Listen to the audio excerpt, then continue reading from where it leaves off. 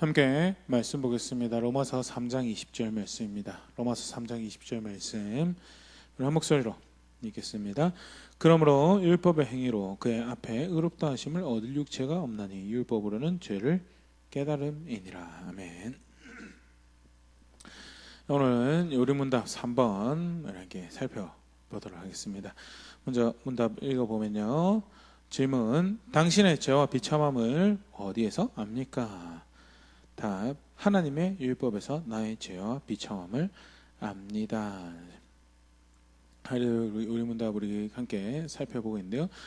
유일한 궁극적인 인생의 위로가 무엇입니까? 내가 내 것이 아니고 그리스도의 것이 된다는 것, 그것이 진정한 궁극적인 유일한 위로입니다. 1번에서 우리가 살펴봤던 거고, 2번에서는 그러면 그 위로를 진정으로 내 것으로 삼아서 그것을 기뻐하고 즐거워하는 삶을 살며 그렇게 죽음을 맞이하는 방법이 뭡니까? 라고 할 때 아는 것이다 라는 표현으로, 이때 아는 것은 요한복음 17장 3절에 그냥 단순히 지적인 알미 아니라 삶의 결과가 나오는, 그래서 기준으로 받을 경험이나 지식을 통해서 거기서 동의하는 삶을 살아가는, 순종하는 삶을 살아가는 것을 신앙을 의미하는 거죠. 그래서 자기의 비참함을 알고 비참함을 건져내신 은혜를 알고 그 은혜 주인에게 감사하는 것이 무엇인가를 아는 것이, 그것이 실제로 그 위로를 자신 것을 기뻐하고 즐거워하는 삶입니다. 그러면 그 죄와 비참함을 어떻게 합니까? 라는 것이 이제 오늘 3번 문답이고요. 하나님의 법에서, 하나님 말씀에서 그 죄와 비참함을 알 수 있습니다. 라는 것. 하나님의 율법이라고 할 때요, 흔히 이제 기록된 말씀을 이야기죠. 이 법이라고 할 때 크게 세 개로 이제 구분을 해서 이해를 합니다. 먼저는 도덕법이라고 이렇게 칭하는데요. 사람이 존재하는 동안 반드시 존중되어야 할 규칙과 명령을 의미하는 것을, 쉽게 말해서 인간의 삶을 향한, 인간의 삶에 대한 하나님의 뜻을 도덕법이라고 하죠. 그래서 이것은 시대, 문화, 상황, 지역 상관없이 늘 한결같이 사람이 존재하는 동안은 항상 그 사람의 삶에 대한 하나님의 뜻을, 대표적인 게 사실 십계명이 이에 해당한 거죠. 한 번 하나님 섬기는 것, 그리고 그 하나님 섬기는 자리에서 부모님 공경하고 살인하지 말고 간음하지 말고 도둑질하지 말고 살아가는 것. 보편적으로 사람이 살아간다라고 할 때 그 사람을 창조하신 하나님이 그들의 삶에서 바라셨던 뜻을 이제 도덕법이라는 이름으로 이렇게 정리를 하고요. 또 어떤 법이 이제 성경에서는 하나님 말씀의 법으로 또 가르쳐주고 있는가? 의식법이 있습니다. 의식법은요, 그렇게 만들어진 사람이 하나님 뜻을 쫓아 살아갈 때 하나님을 예배하기 위해서 존중해야 할 규칙과 명령이 이제 의식법에 해당하는 건데요.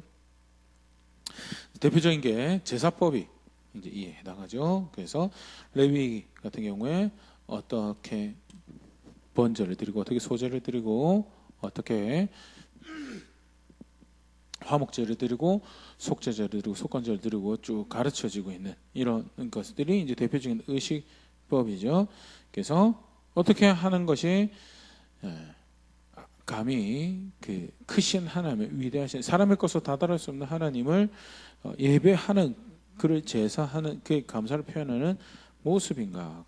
실제로 그것을 가르치고 그것을 규정하신 규칙과 명령이 의식법이고요. 세 번째로 성경에서도 우리가 발견할 수 있는 사회법이라는 게 있습니다. 이스라엘은 나라에서 하나님의 백성으로 살아가면서 존중해야 할 질서와 규칙, 명령이죠. 하나님께서 하나님 백성의 도덕법을 가지고 의식법을 하나님께 살아가신, 하나님의 백성을 살아가는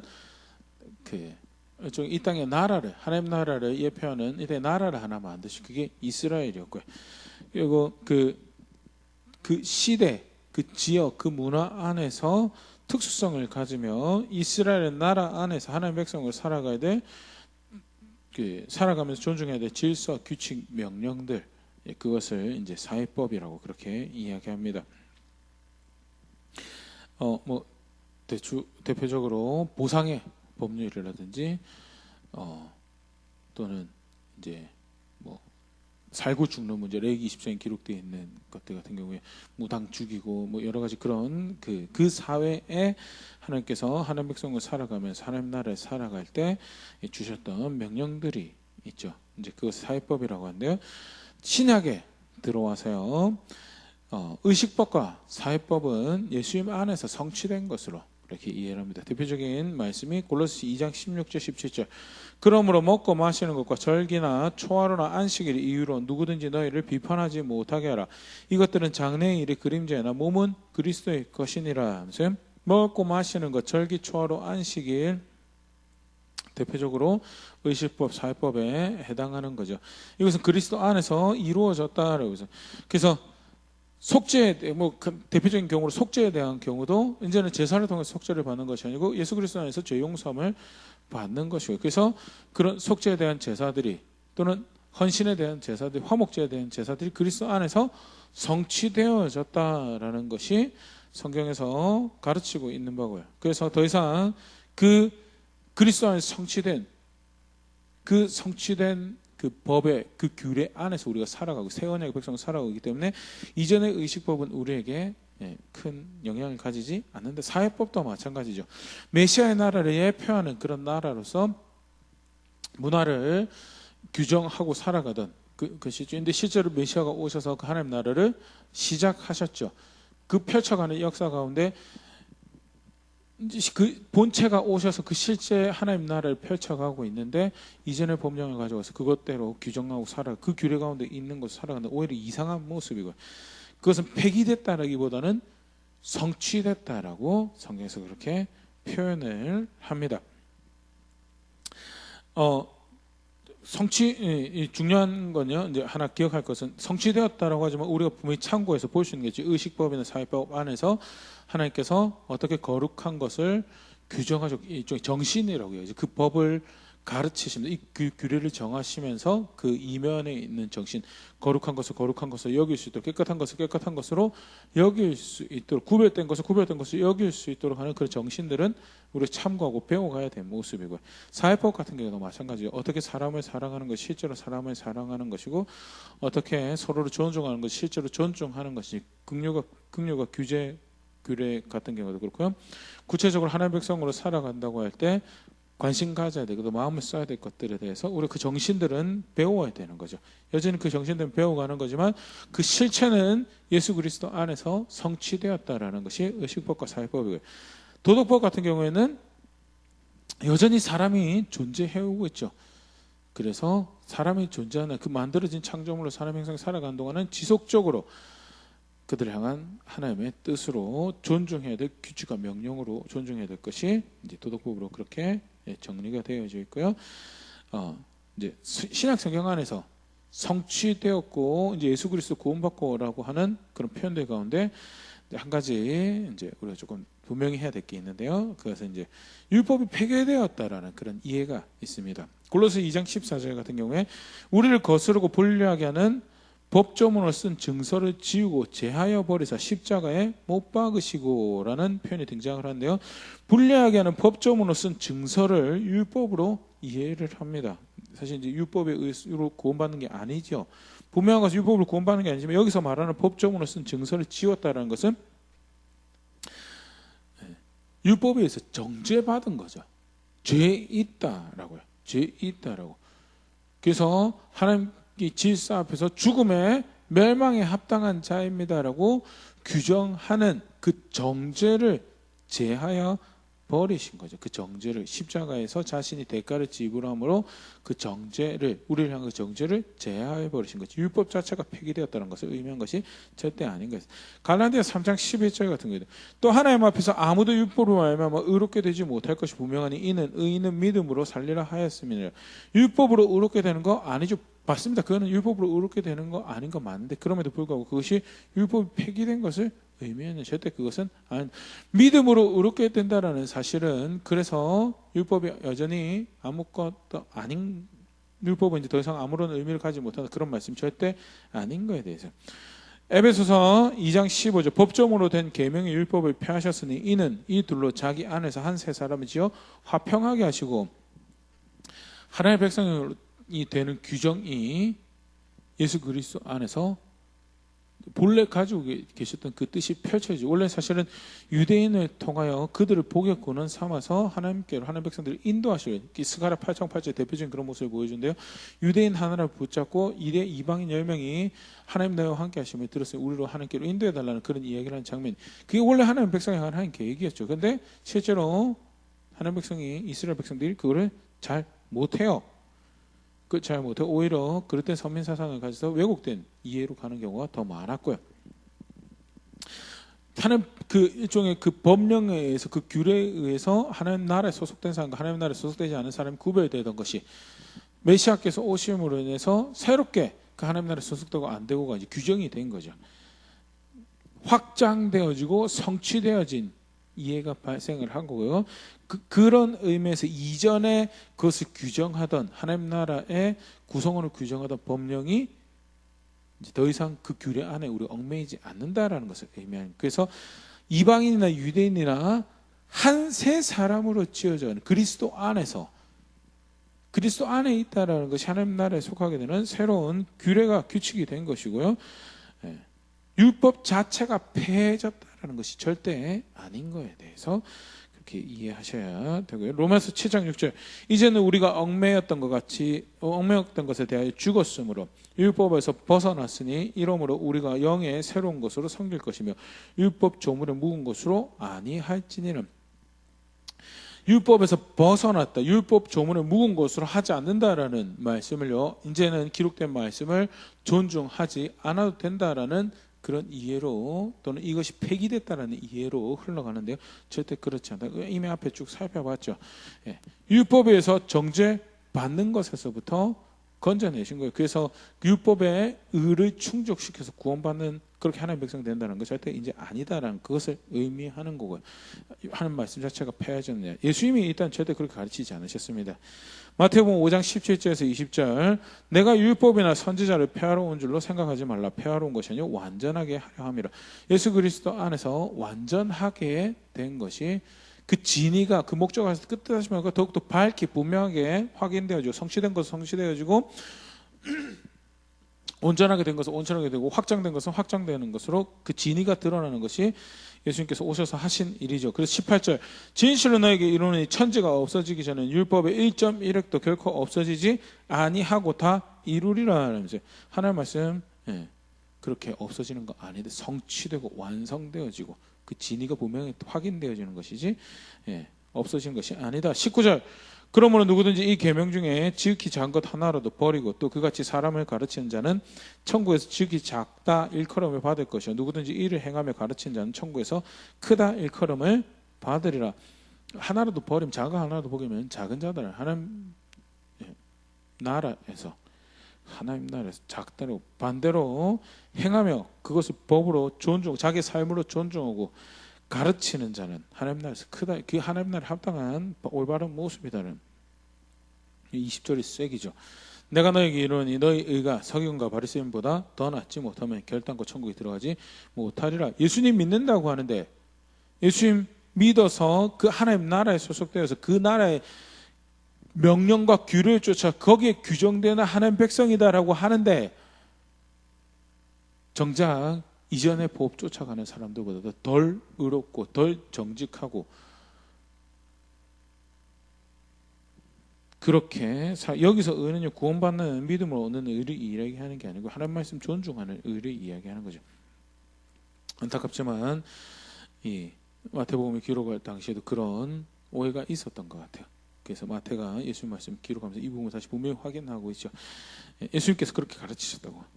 내가 너에게 이르노니 너희 의가 서기관과 바리새인보다 더 낫지 않냐 못하면 결단코 천국에 들어가지 못하리라 하면서 그러니까 행함으로 구원을 받는다라고 이야기하는 게 절대 아니죠. 예수님 믿는다고 하는데 그래서 그 하나님 나라 소속되었다고 하는데 그 법에 그 그리스도 안에서 메시아의 법에 의해서 하나님 나라에 소속이 되었다고 하면서 그 나라 백성으로 이제 살아가는 실제 그게 믿는다라는 그 신앙으로 고백되어지는 모습인데 그건 없어요.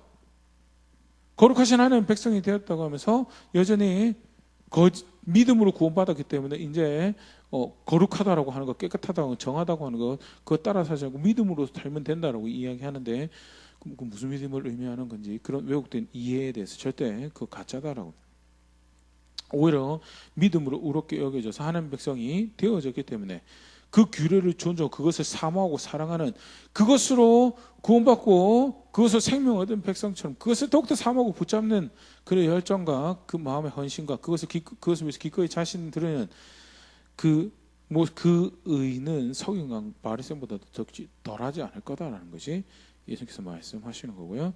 그게 우리 율법을 대하는 자세, 하나님의 말씀이 되어야 되는 자세죠. 성취된 것은 성취된 것으로, 이전 것은 그래서 이전 것으로 여겨야 되죠. 그리스도 안에서 새로운 규례와 명령을 따른 자리에 있어야 되는 것이 그게 맞는 거예요. 반대로 도덕법 같은 경우에는 보편적인 시대와 세대를 초월한, 문화를 초월한, 언어를 초월한 도덕법 같은 경우에는 하나님을 향한, 사람을 향한, 사람의 삶에 대한 하나님의 뜻을 존중하는 그런 자세가 있어야 될 것이다. 그게 간단하게 이제 하나님 성경에서 가르쳐주는 하나님 율법에 대한 이해고요. 성경은요, 하나님 말씀을, 그 하나님 율법을 생명을 주시는 말씀이고 구원을 주시는 말씀이고, 그 말씀은 단 하나의 후회도 없으시고 거짓도 없으신 완전 무결한 말씀이다라고 그렇게 가르치고 있습니다.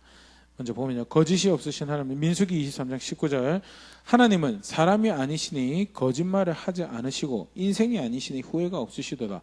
어찌 그 말씀하신 바를 행하지 않으시며 하신 말씀을 실행하지 않으시랴. 사람이 아니라서 하나님 말씀은 단 하나의 실수도 없고 후회도 없고 항상 선하며 항상 완전하며 단 하나의 거짓도 없는 완전 무결한 하나님의 말씀이다라는 걸 성경에서 가르치고 있는 하나님의 말씀. 그래서 괜히 말했다 또는 이것도 해야 되나라고 하시는 그 후회가 되는 그런 말씀 없이 모든 것이 말씀하신 대로 이루어지는 그런 말씀, 절대적 기준이고 절대적 선이신 하나님 말씀입니다. 그 성경에서 규정하고 있는 하나님 말씀, 하는 법이죠. 두 번째로 성경에서 하나님 말씀은 생명을 주시는 말씀입니다. 시편 33편 6절에서 9절, 여호와의 말씀은 하늘이 지음이 되었으며 그 만상을 그 입의 기운으로 이루셨도다. 말씀으로 창조하시고 말씀으로 생명을 공급하신 것을 묘사하고, 7절, 그가 바닷물을 모아 무더기같이 쌓으시며 깊은 물을 곳간에 두시도. 지금 우리가 살아가고 있는 우리의 생명을 유지하는 이 모든 질서가 하나님의 말씀으로 이루어진 거죠. 8절, 온 땅은 여호와를 두려워하며 세상 모든 거민들은 그를 경외할지어다. 그가 말씀하시며 이루어졌으며 명령하시며 견고히 섰도다. 생명이 존재하고 생명으로 그 생을 유지하고 있는 모든 모습들은 실제로 하나님이 말씀하셔서 만드신 질서 가운데, 그 말씀의 질서 가운데 살아가고, 하나님의 말씀은 그렇게 생명을 주시는 말씀이다라는 것이 성경에서 가르치고 있는 하나님의 말씀의 모습이죠. 단순히 생명을 주실 뿐만 아니라 구원을 주시는 말씀이 베드로전서 1장 23절, 너희가 거듭난 것은 썩어져 씨로 된 것이 아니요 썩지 않냐 씨로 된 것이니 살아있고 항상 있는 하나님의 말씀으로 되었느니라. 예수 믿고 구원받는 거요, 하나님의 말씀으로 되어진 거죠. 예수님께서 실제 그렇게 오셔서 구원이 되신 거 하나님의 말씀으로 된 것이죠. 단순히 현재적 구원, 과거의 구원, 현재적 구원뿐만 아니라 미래의 구원 역시도 완성될 하나님 나라, 무엇을 근거로 우리가 소망을 가지고 바라보지? 하나님의 말씀을 근거로 그것이 반드시 이루어질 것을 기대하고 소망하지. 왜? 그렇게 하나님께서 이루어셔서 구원하셨고 생명을 주셨기 때문에. 그게 성경에서 가르치고 있는 하나님 말씀이죠. 그런데 다시 이제 오늘 문답으로 돌아가서요, 그 말씀에서 나의 죄와 비참함을 안다. 그 말씀이, 그 선하디 선한 의로운 생명을 주시고 구원을 주시는 그 말씀이 정작 나의 죄와 비참함을 확인하는 도구가 된다는 것. 어떻게 그러냐 하는, 거짓이 없으신 하나님의 말씀, 생명을 주시는 말씀, 구원을 주시는 말씀은요, 실제로 그 말씀을 받은 사람들 가운데 이런 기능들을 하는데 한 4가지로 생각을 해보면요, 먼저 그 말씀, 무엇이 하나님 보시기에 선하고 무엇이 하나님 보시기에 악한 것인 것을 규정합니다. 그래서 로마서 4장 15절, 율법은 진노를 이루게 하나니 율법이 없는 곳에는 범법도 없다라고요. 분명한 기준이 있기 때문에 율법도 하는 말씀 통해서 무엇이 선하고 악한 것이 밝히 알려졌기 때문에 악이 죄를 범하여 문제가 있는 것이 문제가 있다라고 규정이 되어지죠. 로마 7장 7절 그런즉 우리가 무슨 말을 하려 율법이 죄냐 그럴 수 없느니라 율법으로 말미암지 않고는 내가 죄를 알지 못하였으니 곧 율법이 탐내지 말라 하지 아니하였은즉 내가 탐심을 알지 못하였으니 율법이 아니고서는 하나님이 죄라고 하시는 말씀을 주지 않으셨으면 그게 죄인 줄 알지 몰랐다고. 왜? 여전히 그것은 내 마음의 기쁨이 되고 내가 즐거워하는 일인데 문제는 하나님이 하나님 말씀에 그것이 죄라고 하셨기 때문에 이게 문제가 있는 거구나, 이게 죄되고 이게 악한 거구나라는 것을. 하나님 말씀은요 거짓이 없으신 늘 참되고 선하신 하나님 말씀은 선과 악을 규정하는, 인생에서 이 땅의 모든 삶에서 사건과 상황에서 선과 악을 규정하는 그런 기능을 하죠. 단순히 규정만 할 뿐만 아니라 악을 억제하고 선을 권장하는 그런 일을 합니다. 여러 가지 예를 볼 수 있겠지만요, 대표적으로 악을 억제하는 경우가 에스라, 우리 지난주 살펴봤던 모습인데요. 에스라가 이런 고백을 합니다. 우리가 에스라 9장 14절 우리가 어찌 다시 주의 계명을 거역하고 이 가증한 백성들과 통혼하오리까? 그리하면 주께서 어찌 우리를 멸하시고 나와 피할 자가 없도록 진노하시지 아니하시리까? 네. 이방인하고 통혼하는 게 문제가 되는 것을 하나님의 말씀을 통해서 알았어요. 악을 규정하는, 이게 악한 거 알았어요. 그리고 그렇게 악을 선택하면 망하게 되는 것도 알았어요. 그래서 그것을 문제시하고 애통할 수 있는 거예요. 그게 하나님 말씀이 하는 기능이죠. 그래서 이게 애통해야 될 문제구나, 이게 슬퍼야 될 모습이구나, 이걸 버리기 위해서 이렇게 하면 망하는 건데, 네, 그런 마음을 가질 수도, 악을 억제하는 기능이 사실 율법의 순 기능이죠. 하나님 말씀의 순 기능. 또 악을 억제할 뿐만 아니라 이게 문제가 되는구나, 경각심을 조심하는 그런 선 기능을 가질 뿐만 아니라 선을 권장하는 순 기능을 하죠. 대표적인 에베소 6장 2절 3절 내 아버지와 어머니를 공경하라. 이것은 약속 있는 첫 계명이니 이로써 네가 잘되고 땅에서 장수하리라. 하나님 무엇을 기뻐하시는지, 무엇이 선한 것인지 알게 되고, 이렇게 반드시 살아야지, 이렇게 반드시 살아서 그 영원한 하나님 나라에서 지속적으로 거하는 그런 은총 가운데 거해야지라는 그런 격려와 도전과 위로를 주는 것이 실제로 선각을 규정하는 하는 말씀이 하는 기능이죠. 그래서 이렇게 살면 안 되겠다, 이렇게 반드시 살아야지라는 그런 기능을 하는 게 사실은 하나님 말씀의 기능이죠. 근데 이런 선한 이제 이 받아들이는 삶의 선기능이 있으면 반대의 경우도 발생을 합니다. 선과 악을 규정하기 때문에 정죄하는 일이 이제 발생을 하죠. 죄를 지은 사람한테는 그 법을 범한 사람에게는 죄가 있음이, 그 속에 죄를 더 기뻐하는 마음이 있음이 드러나게 되죠. 갈라디아서 3장 10절 무릇 율법 행위에 속한 자들은 저주 아래 있나니 기록된 바 누구든지 율법책에 기록된 대로 모든 일을 항상 행하지 아니한 자는 저주 아래 있는 자를 하였음이라. 무엇이 죄인지 무엇이 악인지 규정을 하고 나니까 그것을 항상 모든 일에 행하지 않는 사람은 그 규정에 의해서 죄인이다, 악인이다 규정이 되게 되는 일이 발생을 합니다. 그 율법에 의해서 어떤 하나의 거짓도 없는 항상 선하고 항상 의로우신 하나의 말씀이고, 실제로 그 말씀은 생명이죠. 실제로 그 말씀은 구원이 되는 말씀인데 불구하고 문제가 있어서요. 우리가 문제가 있어서 죄를 범하기 때문에 항상 그 법을 즐거워하지 않고 항상 그 법을 따르고 모든 일에 그 법을 따르고 있지 않기 때문에 그 법이 규정하는 규정에 의해서 악인이구나, 죄인이구나, 문제가 있는 사람이구나라는 것이 확인이 되는 일이 발생을 하죠. 단순히 죄를 범할 뿐만 아니라 내 본성 안에 그 죄를 그 법을 존중하지 않는 그런 성품이 있는 것까지도 확인돼요. 로마서 7장 8절 그러므로 죄가 기회를 타서 계명으로 말미암아 내 속에서 온갖 탐심을 이루었나니 이는 율법이 없으면 죄가 죽은 것임이라. 분명 규정이 있으면 선한 것 쫓아 살 것 같죠. 악을 악이라고 처절하게 미워하고 살 것 같죠. 그런데 뚜껑을 열으니까 그러지 않더라. 뭐가 문제냐? 내가 문제다. 내가 탐심 기뻐하고 그렇게 법을 어겨서라도 당장 내 마음에 즐거운 것, 내 생각에 즐거운 것, 내 계획에 즐거운 것을 쫓아가는 그런 자리에 있는 것이, 그게 내 모습이고요. 그래서 선과 악을 규정하는 항상 의로우신 그 하나님 말씀에 의해서 죄인으로 문제적 존재로 규정이 되는 거죠. 그래서 결과적으로 로마서 3장 20절 그러므로 율법의 행위로 그의 앞에 의롭다 하심을 얻을 육체가 없나니 율법으로는 죄를 깨달음이라. 율법으로 죄를 깨닫고 문제가 있다. 오늘 말씀이 사실 그거죠. 하나님 율법에 문제가 있어서가 아니고 하나님 율법은 생명을 주시고 구원을 주시고 거짓이 없으신 하나님 말씀인데, 그런데 그 율법이 하나님 앞에서 선과 악을 이야기를 하다 보니 그 율법이 그렇게 악을 규정하는 일을 하나님 앞에서 악한 것을 악하다고 하는 그 의로우심을 나타내다 보니 문제가 있구나라는 것. 근데 그 정죄와 더불어서 그러기 때문에 은혜의 주를 향할 수 있는 성기능을 하는 게 그게 또 반대로 이제 역기능을 하면 이제 하나님 그 죄를 지었기 때문에 스스로 하나님부터 멀리하는 그런 역기능을 실제로 하기도 하죠. 근데 성기능을 하면요 은혜의 주가 돼. 특별히 예수 그리스도께로 우리를 인도하는 그런 갈라디아 3장 24절 그 초등교사라고 그렇게 표현을 합니다.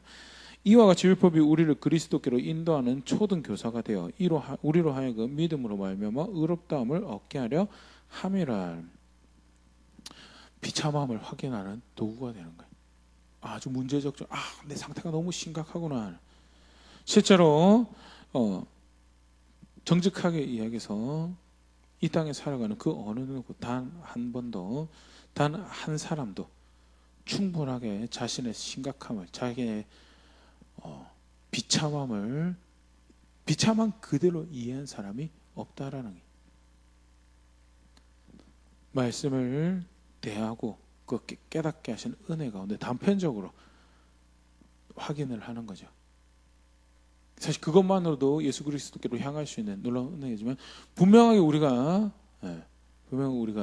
정직하게 동의해야 될 것은 단 한 사람도 그럼에도 불구하고 단 한 사람도 얼마나 정말 하나님 앞에서 까맣다못해 정말 새까만 자신의 상태를 단 한 번 그 비참함 있는 그대로 이해한 사람은 없다라는 것. 그래서 사실은 더더욱 율법이 하나님 말씀이 우리를 그 비참함을 깨닫게 하고 구원으로 인도하는 교사가 된다라는 것이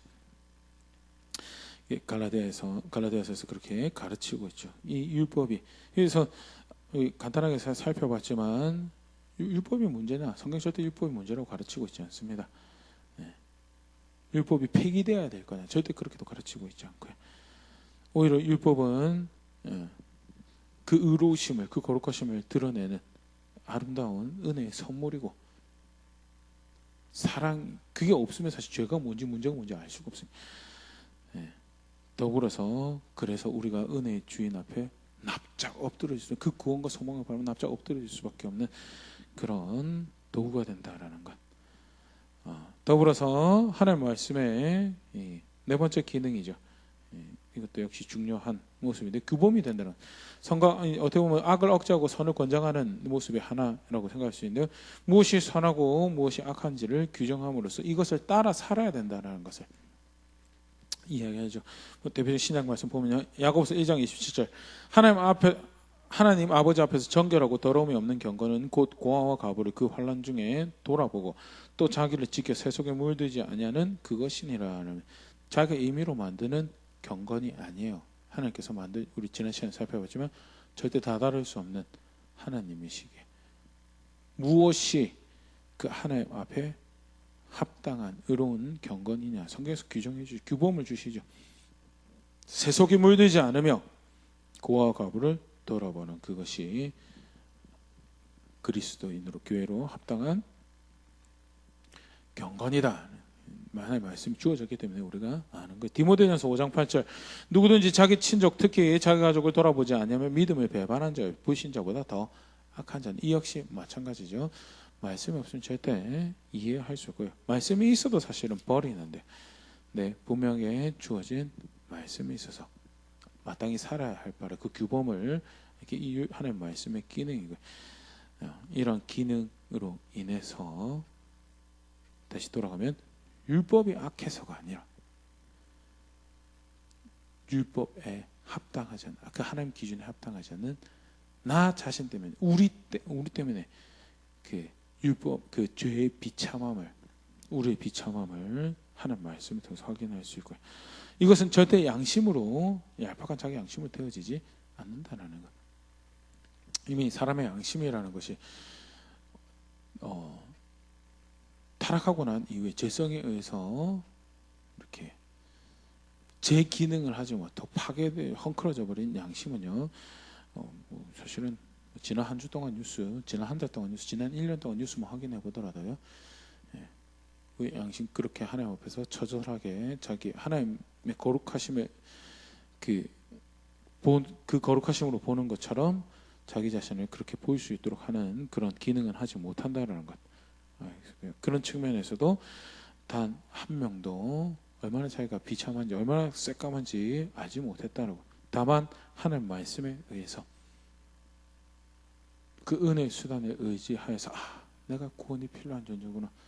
어떻게 이토록 비참한지 정말 내 스스로는 너무나 처절하고 무능력하여서 정말 밖에서부터 누군가 도와주셔야 되는 나구나라는 것을 확인을 하게 된 게 하나님 말씀이다라는 것.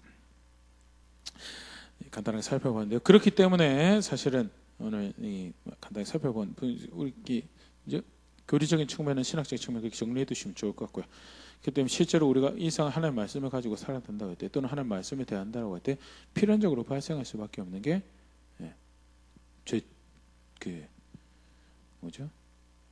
죄책감이죠. 애통하는 마음이고, 그게 사실은 하나님 말씀에 대하는 바른 자세죠.